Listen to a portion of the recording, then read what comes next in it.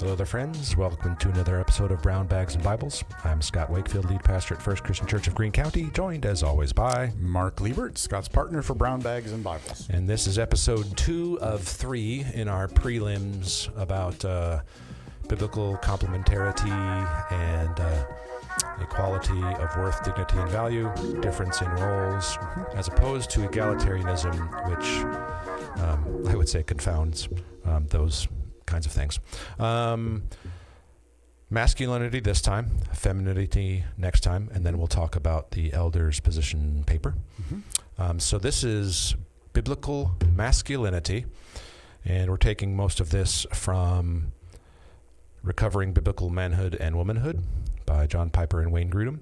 And so biblical masculinity is there defined this way by Piper in a chapter called A Vision of Biblical Complementarity. He says, at the heart of mature masculinity is a sense of benevolent responsibility to lead, provide for, and protect women in ways appropriate to a man's differing relationships. So we're going to walk through each of those and just take a lot of our wording directly from chapter 1 of this book, which was written by John Piper. Yeah. So let's walk through those different phrases. We'll hopefully have that on screen for you here in the final edit of this. So we're going to go through phrase by phrase. At the heart. Yes. Meaning it's not exhaustive in nature, but this is the essence. That's right. Yeah. That's right. At the heart of mature masculinity. Right. What do we mean by of mature masculinity? So Piper says a man may feel masculine and describe himself as such, but if he doesn't have the attributes listed in this definition, which we'll get to, his masculinity is immature and needs to grow. Mature masculinity is not a self-assertion, but a form, this is a quote, a form of love in relationship toward others. It's good. So it's got to be mature in its masculinity. And as you're saying all that, it reminds me, as we said in the first episode a number of times, mature masculinity is a biblical definition and not the world's definitions. Right. And so to assert oneself in a way that is not a form of love in relationship toward others that reflects who God is, then you're taking the world's definitions. That's right. And imposing them. Right. So at the heart of mature masculinity, that is a self-assertion, not a self-assertion, but a form of love in relationship to others. At the heart of mature masculinity is a sense of. Yeah, he says is a sense of, because it's not just being responsible, but sensing you have a responsibility. And then he says, but on the other side, on the flip side, it's important because you can be mature in masculinity and not have the opportunity to express it just due to circumstances. Sure. So he gives some examples. A man in combat who doesn't have any women around him. A man in prison, again, no women around him, or out to sea on an oil rig or in some other job that limits his interaction with women, or even a man who's paralyzed or has a disabling disease that limits him physically. Like, these are circumstances, but if he has a sense of mature masculinity, Piper says he can still reject self-pity. He can still show moral and spiritual leadership.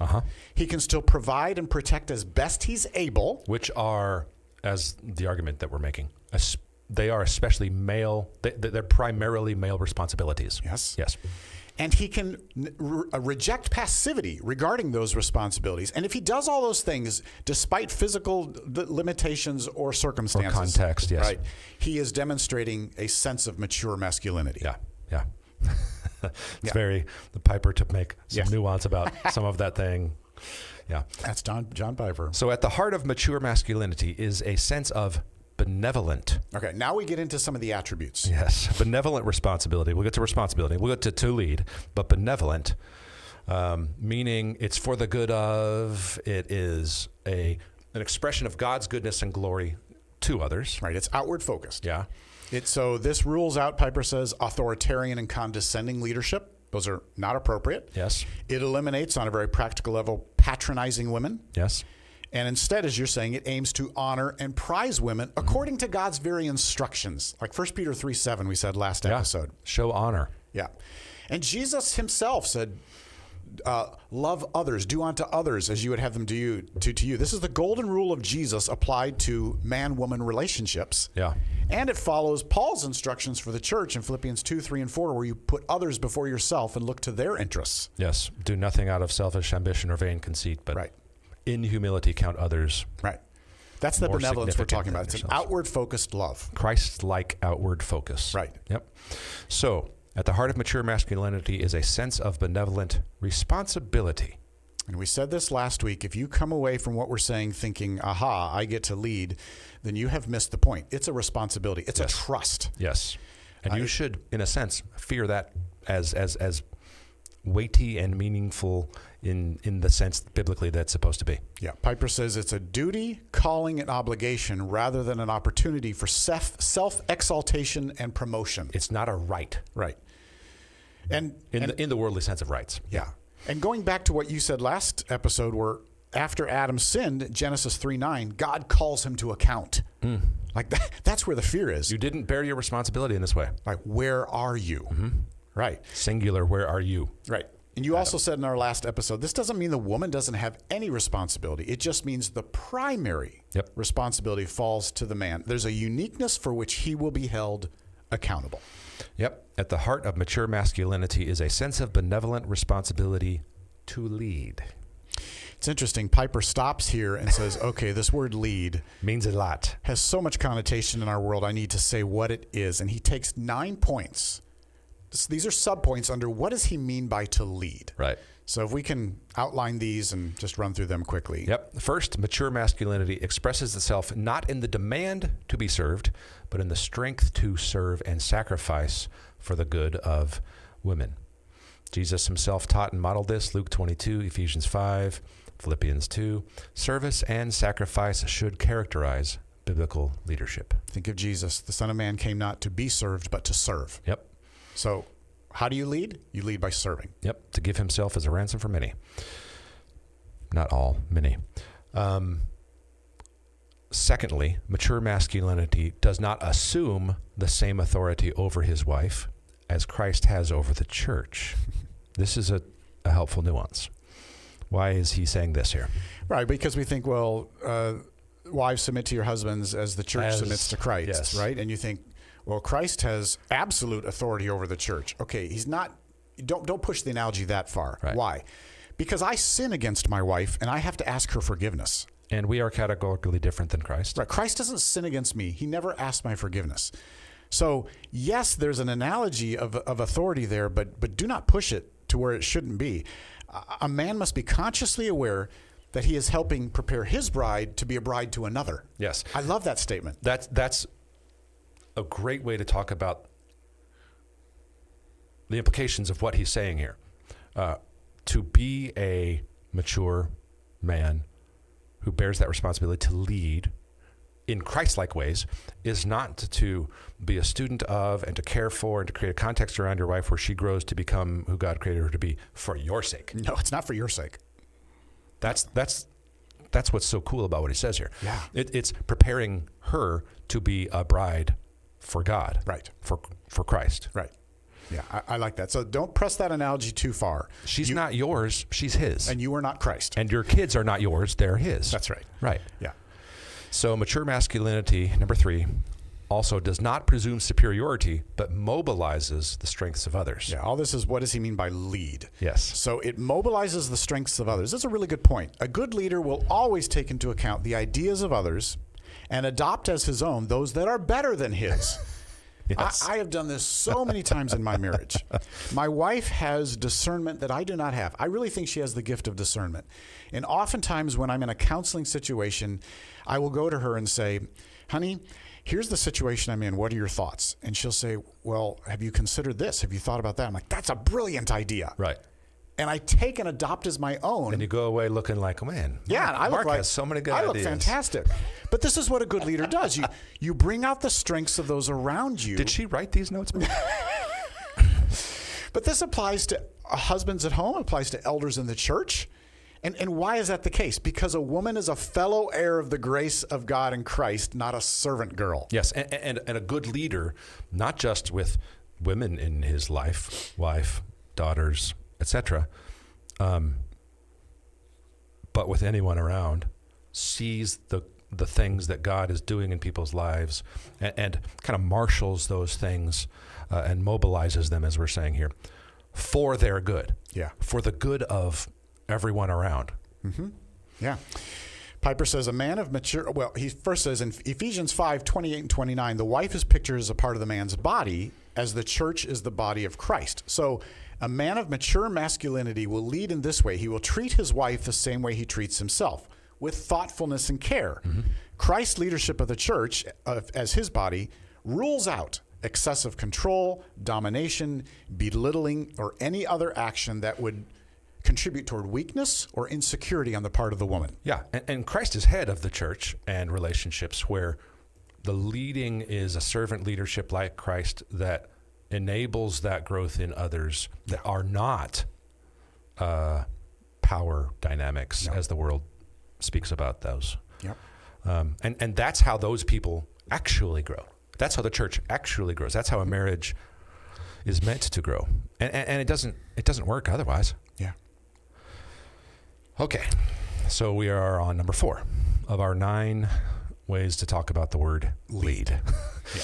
Mature masculinity does not have to initiate every action, but does feel the responsibility to provide a general pattern of initiative. Yeah, I like that he says there should be initiative demonstrated by the husband that sets the tone and the pattern for the family.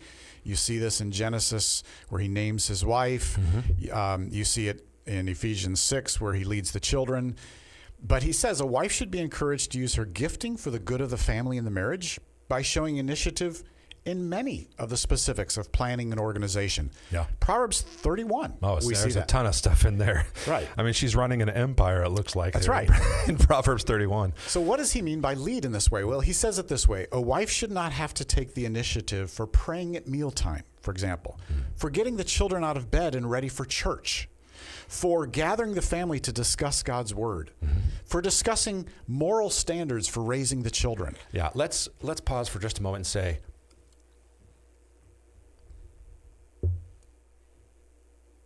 you don't have to initiate every action. No. But you should be initiating some. Yes. And you should be initiating especially some things about, we are people who follow Jesus here. We, Wakefields, do this because we study the scriptures because we pray at meals because you as man, if you're mature and understand the biblical things we're talking about, should not be passive. In those things. You should feel the weight and responsibility of that. And if you're not, then there's an immature conception of what masculinity is. That can be hard to do in some marriages and homes. Especially if you have a very gifted wife. Especially if that is the case. Yeah. But he ends by saying, if a wife finds herself consistently responsible for these decisions we just said, consistently responsible for them because of the passivity and neglect of her husband, that's contrary to biblical masculinity. Yeah, and part of my pause earlier was to say there are not a lot of good examples of this in most people's homes. Right. And so this is going to be a struggle for many. Number 5, mature masculinity accepts the burden of the final say in disagreements between husband and wife, but does not presume to use it in every instance. Yeah. He says unilateral decision-making is not a mark of good leadership. In a biblical marriage, a man seeks input from his wife and often adopts her ideas. Yep. They work together as complementary partners, as we said last episode, equal in personhood before God, knowing each other as a fellow heir of the grace of life, 1 Peter 3:7. In other words, a good husband knows the strengths of his wife and will often surrender his own preference for his wife's if no moral issue is at stake. Very rarely should he need to exercise veto power, however you want to think of that, and say, this is the direction we're going to go. I've thought about that every once in a while. How often has that needed to happen in our marriage and family? Extremely rarely in my family. I'm not sure I can come up with very many of them, other than the few where I've thought, no, we must do this way, and here is why. And and that's not like it came out of nowhere. Right. It's after Dagny and my wife and I have discussed it and talked about it, and I've prayed, she's prayed, we've talked. Yeah, it's not like it comes out of nowhere either. Yeah. So, number 6, mature masculinity expresses its leadership in romantic sexual relations by communicating an aura of strong and tender pursuit. I'm a little surprised Piper uses the word aura. He did. Mature masculinity expresses its leadership in romantic sexual relations by communicating an aura of strong and tender pursuit. He says, mature masculinity will not be reduced to raw desire in sexual relations. It remains alert to the deeper personal needs of a woman and mingles strength and tenderness to make her joy complete. You know, think of 1 Corinthians 7, where the woman's body does not belong to her, the man's body but does not belong to him. The idea is there of a complementary position where you care for one another and you serve to meet the other's needs. Yes. So he doesn't go to say a lot about this, and we won't spend a lot on here. But like 2 verses. Right. Don't deprive one another. Right. So the point here is if you are taking advantage of your wife sexually, that is not mature masculinity. Right. Not at all. There That's needs good. to be a tenderness. It's good to say those kinds of things because some will think this means you should be saying yes every time I pursue you. Oh, we hear this in the marriage ministry. Right. We hear wives come to us and say, my husband says my body belongs to him, therefore I should acquiesce to every request he makes. Right. And the argument we make is, go back to 1 Corinthians 7. Neither body belongs to themselves. There's a complementary relationship there. You're both misunderstanding it in some ways, actually. Right. So if you think her body belongs to you, what about your body belonging to her? In other words, don't force yourself on her. Consider her needs. Right. Yeah. Number 7, mature masculinity expresses itself in a family by taking the initiative in disciplining the children when both parents are present and a family standard has been broken. Ephesians 6, Hebrews 12, about discipline. The point here is no man should sit passively on the sidelines, leaving his wife to bear the burden of correcting the children and shaping their character. And we see this a lot. Yes. This is a great failure of men in families, is to leave the wife to do all the discipline. Ephesians 6:4, don't provoke them to anger, but bring them up in the discipline and instruction of the Lord. Good. And discipline is a word in the Bible that should not be equated with punishment. No. It sometimes can result in that at the end when it comes to like some church disciplined issues, but it is a way of correcting and training that becomes godliness, that is an ongoing thing. And I think that too many men abdicate that responsibility and assume that the woman's the nurturer, the mom's the nurturer. No. You should be fighting for being one to apply the word of God in your home and marriage. Yeah. And that's to discipline the children in a way that shows who God is in his character and nature. Mm-hmm. Number 8, mature masculinity is sensitive to cultural expressions of masculinity and adapts to them in order to relate to a woman, not in an aggressive or perverted way, but with maturity and dignity as a man. He gives examples. This means dressing appropriately as a man, speaking without vulgarity, learning manners, treating women with honor, such as opening doors, giving up a seat, protecting them from strangers, whatever. There are cultural expressions that do change over time, but there are time-honored ways to communicate respect and honor to women. Yes, there are cultural expressions of those things that are even in our worthy weird of society. Note. Yes. And those can change. Right. But we need to be aware of that. Right. I mean, a clear one today is vulgarity. Sure. Like being vulgar in front of a woman. Very rarely in our culture will people think that's a good thing. Right. Yeah.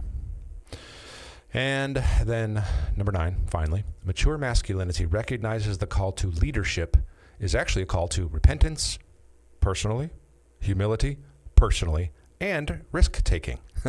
Yeah. Philippians 2:5-8, speaking of Jesus emptying in himself in that sense, emptying himself for the sake of our salvation. Yeah. He ends this part, again, all of this defining leadership by saying men must begin by admitting there have been grave abuses of leadership historically. Some have neglected women, others have dominated them. Some have been too passive, others have been too controlling. There is no excuse for sin. And then this quote, the call to leadership is a call to humble oneself and to take the responsibility to be a servant leader in ways that are appropriate to every differing relationship to women. All righty. To catch us up to speed, biblical masculinity. At the heart of mature masculinity is a sense of benevolent responsibility to lead, provide for. Yeah, this one we won't spend as much time. He spent, that was all lead, those 9 sub-bullets. So provide for here. And you've said this already, Scott. This doesn't mean a woman should not assist in supporting the family or the society. Right. And historically, just look historically, women have always contributed greatly in this regard. Proverbs 31 is an incredibly ancient text that pictures a woman of great ability and resourcefulness in business. That's 3,000 years old. Yeah. She perceives that her merchandise is profitable. Yes. Her lamp does not go out at night. Right. Yeah. So this definition of providing does not mean a woman can't help. In fact, Piper says that you can think of scenarios where she has to do it all just because of circumstances. But, and I like this point, if there isn't enough food on the table or a roof over their heads, a man should feel the primary responsibility to do something to rectify it. Yes. And he implies, he gets that from Genesis 2:15. The very first thing God had Adam do is what? He put the man in the garden to keep it. Yeah. God the gardener put Adam the gardener to keep and garden the garden. You got to work. Yeah. And even in Genesis 3, after the fall, he maintains the same responsibility to work the ground, though now with more effort. By the sweat of your brow. Right. So the ground is cursed, making the man's efforts to provide more difficult, but not removing the responsibility to do so. No.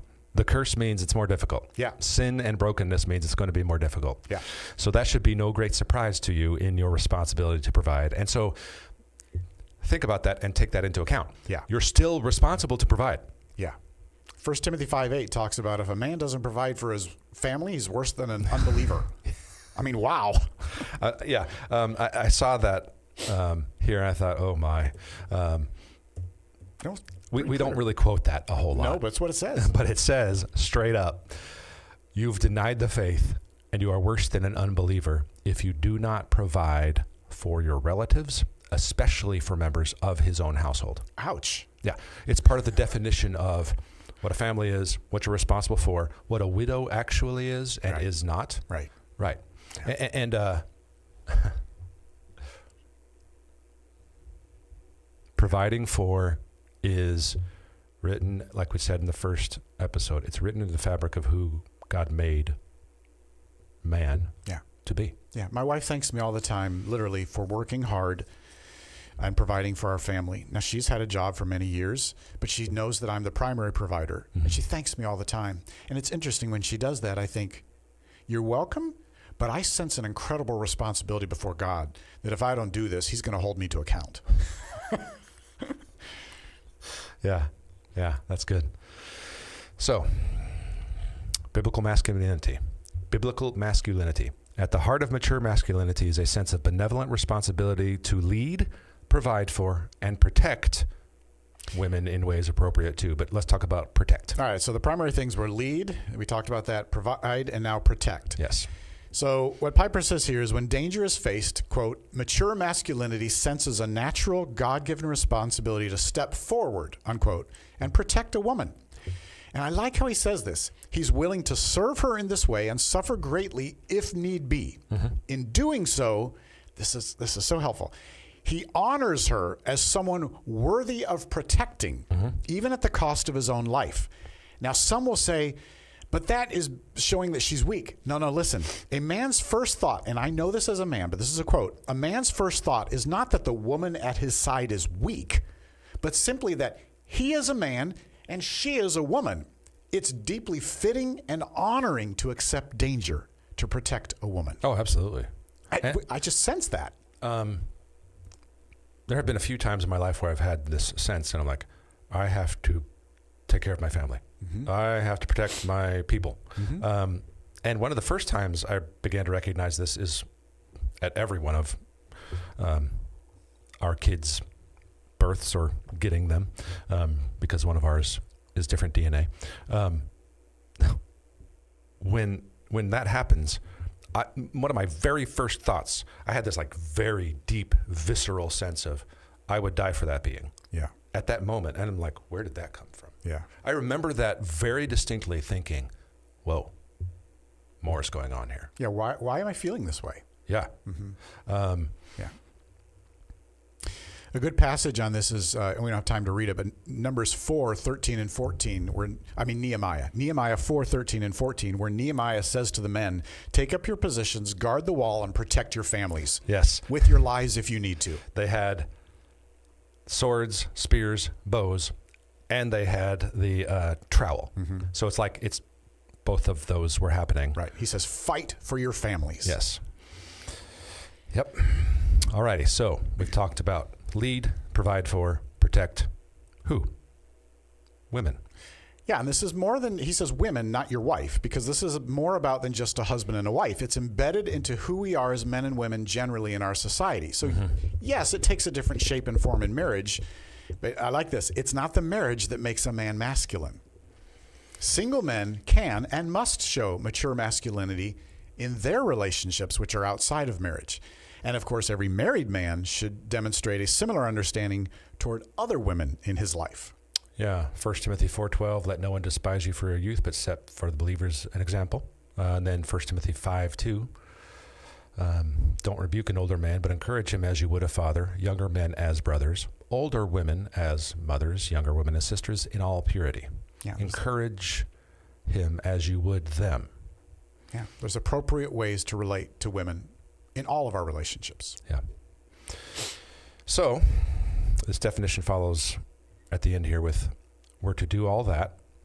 We are to lead, provide for, protect women in ways appropriate to a man's differing relationships. What do we mean here? Right. So Piper says in Ephesians 5, 1 Peter 3, and Titus 2, women are instructed to be subject to their own husbands. Yes. Keyword, their own husbands. This clearly indicates there should be a difference from other relationships in society, because there are many male-female relationships in society. Father-daughter, pastor-parishioner, boss-employee, neighbor. Mature masculinity finds expression in each of these various relationships in ways that are appropriate culturally. Yes. In some situations, very interesting, a woman may have more authority than her male coworker. So he gives an example. A woman may be a senior partner in a law firm. Now, she then may be the one who calls a meeting, makes the final decision on behalf of the firm. That's how it works. Yep. But he, as the man, as a subordinate in the role, can still express his masculinity in culturally appropriate ways. He can treat her with honor, speak without vulgarity, open a door, offer his chair, hail the cab for a ride, give up his umbrella in the rain, etc.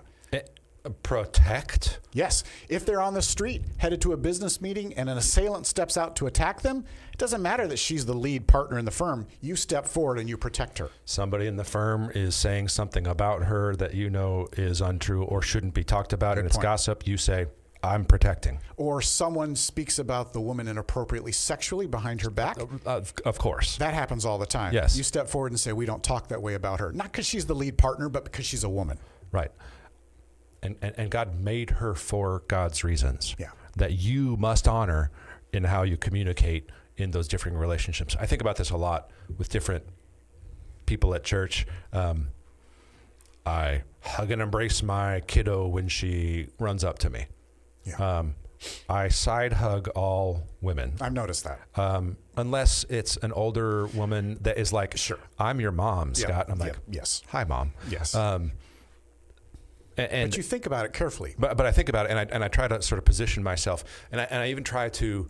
There are times when we're talking about something that's a sort of counsel-y kind of a thing, and I think, okay, I make sure this conversation has somebody else in it, or there's a certain point at where we go, hey, we should make sure you talk with one of our women from the marriage ministry or something like that. Yeah. Happens all the time. Yeah. You have to be careful about that in ways that aren't just about protecting me, but they're actually about creating an environment for their flourishing and for their good.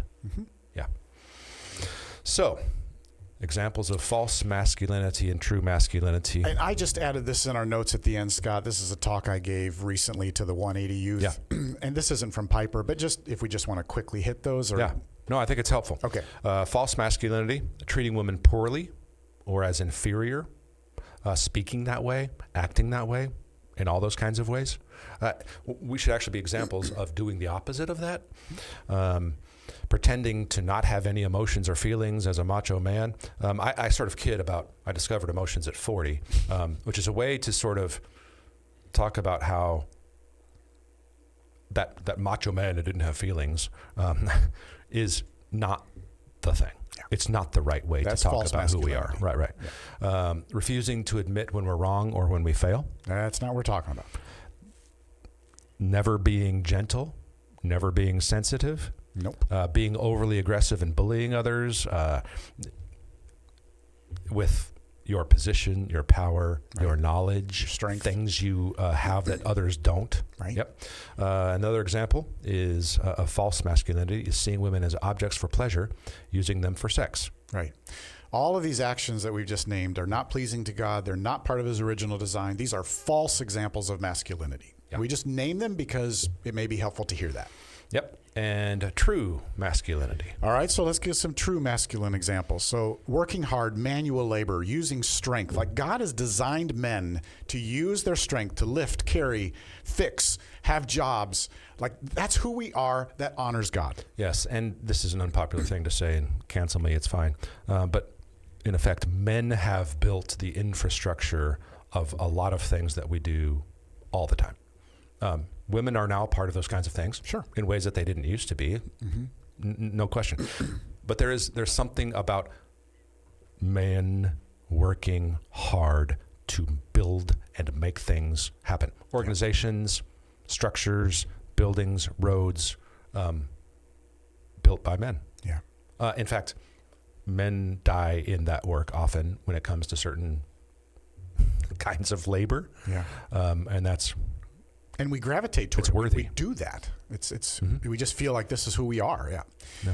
Being athletic, playing sports. I mean, anybody can do that, but there's something men love about competition. They love to compete and win. They're always one-upping each other. That's just who we are. And it's funny because the guys with whom I have competed, I mean, we'll get after it, and then afterwards, and the more we do that, it's like there is generally.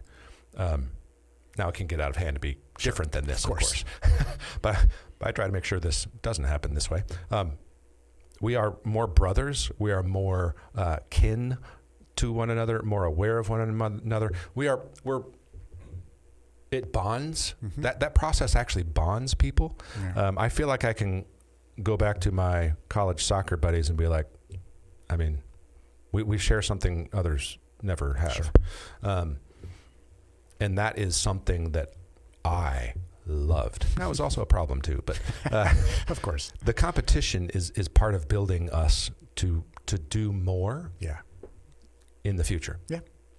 Which leads towards showing bravery and toughness. Men like to be strong and not afraid. Stand behind me. I'll go first. Nothing wrong with that. Good example of masculinity. Yep. True masculinity. Being boisterous and loud. I'm going to let you take this one. Look, boys like to play rough. When my two boys were young, they wrestled in the hall. They were constantly. It would have been wrong of me to say, "Don't act like boys." Right. Act more like girl. Like no. I have had to find. I have found myself in situations often in ministry and other places where I think they're just being loud because they're boys. Yeah. It's fine. Yeah. Hey, guys, make sure you don't. But go ahead. Right. Like there's limits here. Watch this rule here, but go ahead and do this. But that's part of growing in the strength that God has given, which is necessary for fighting in life as God has called us to do. And there's nothing wrong with that. No. And it's not toxic. No, it's not toxic. Now, the next point we make here, almost done, is chivalry. Like, they're brave, they're tough, they're boisterous, they're loud, but they also should be chivalrous, meaning not rude or gross around women, kind, courteous, protecting. That's part and parcel of it. And women who do not want you to be chivalrous and to be honorable and to be clean around them are false femininity. Yes, and we'll get to femininity in our next episode. Yeah, our examples of, yeah. And then finally, being risk takers and being darers, being risk taking and daring, choosing careers like soldiers, firefighters, policemen.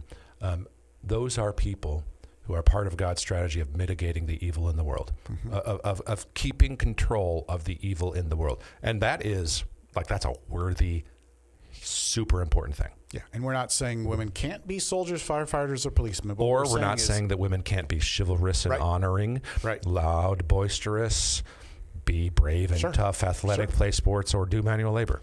Yeah, what we're saying is these are characteristics of men who understand who God has called them to be. This represents God's design, and it's good. And that's why in the vast majority of soldiers, firefighters, and policemen, you will see men taking those roles. They feel called to them. They want to do them. Yeah. They want to lead, provide, and protect. Yeah. So this pleases God. Yes, these things please God because that's how he designed men differently than women. Yeah. So next episode, we'll talk about then, all right, great. What is biblical femininity then? Cool. Pretty good.